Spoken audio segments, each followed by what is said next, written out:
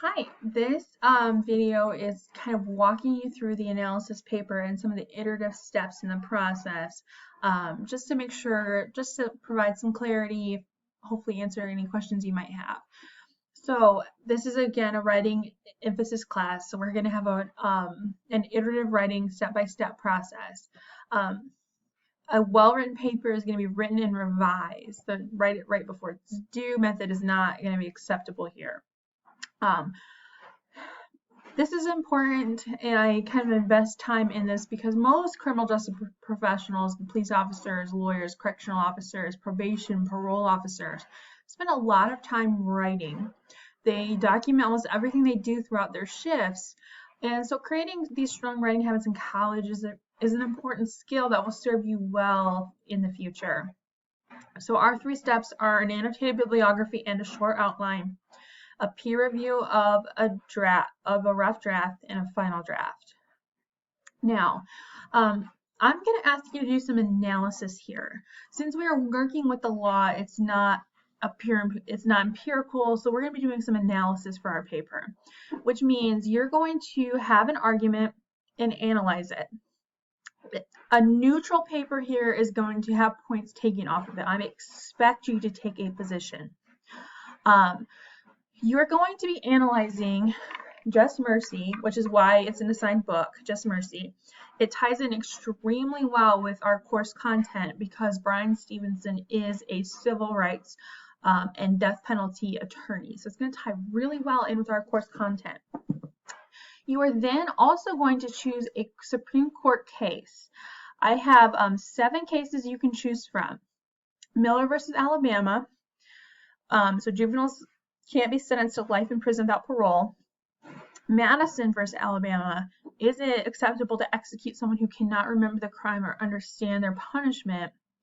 Ford versus Wainwright, which deals with insanity and execution. Payne versus Tennessee, which examines victim impact statements and whether they're constitutional or not. Batson versus Kentucky, which would allow you to focus on juries, racial discrimination, and peremptory challenges. Strickland versus Washington, which looks at ineffective assistance of counsel for a defense attorney.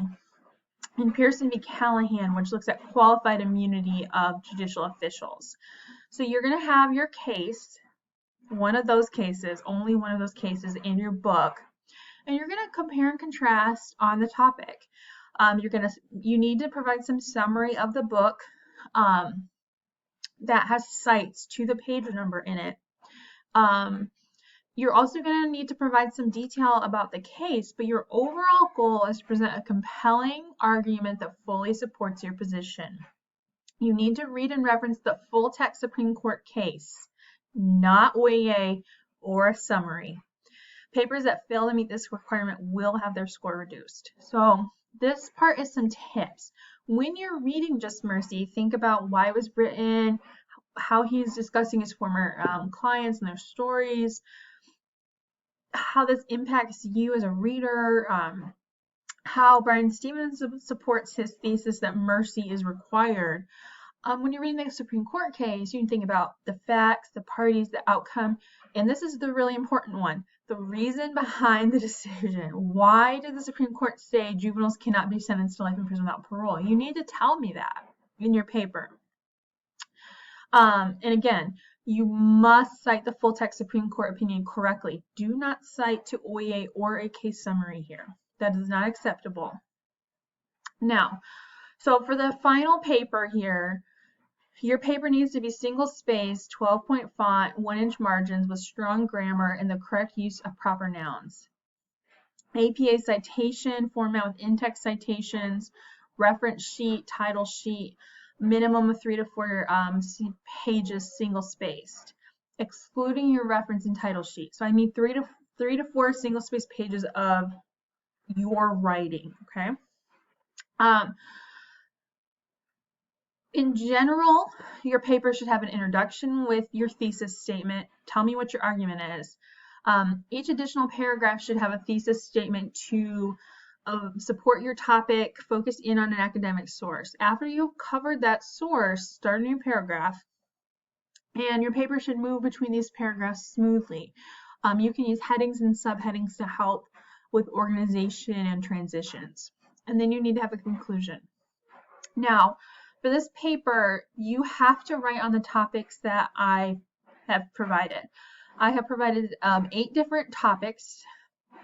You can write about racial disparity in criminal justice, socioeconomic status and the effect on criminal trials, juvenile punishments, immunity for officials, mental illness and the criminal justice system, victim impact statement, peremptory challenges and bias, I provided more than that. Wrongful convictions and capital punishment, and ineffective assistance of counsel. Underneath the topics that are approved, there are examples of how you might write about them. For instance, your thesis might be that the criminal justice system should strive to reduce racial disparity. There's multiple examples of racial disparities in Just Mercy. The cases listed above, Batson versus Kentucky, is a great example that would fit well here. And further, there's a large body of criminological research that will examine your racial disparities. So that is, this is a brief rubric. The full rubric is posted on Canvas, so we can look at that in a minute.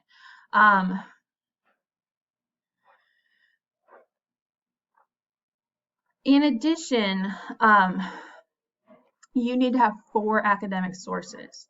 So be aware of that. There is a requirement of 4 academic sources. You're going to turn those sources in with annotated bibliography. So that is a brief overview of this paper, this assignment. One other thing to note with the proper nouns. So this is looking at things like, do you capitalize Supreme Court? Do you spell out and capitalize 8th Amendment? Okay, those things are proper nouns referring to a specific thing, and they should be capitalized. So that's something that I'm looking for in your writing. And if you're not sure if something is a proper noun, please feel free to reach out to me. I'm happy to walk through some of these things with you.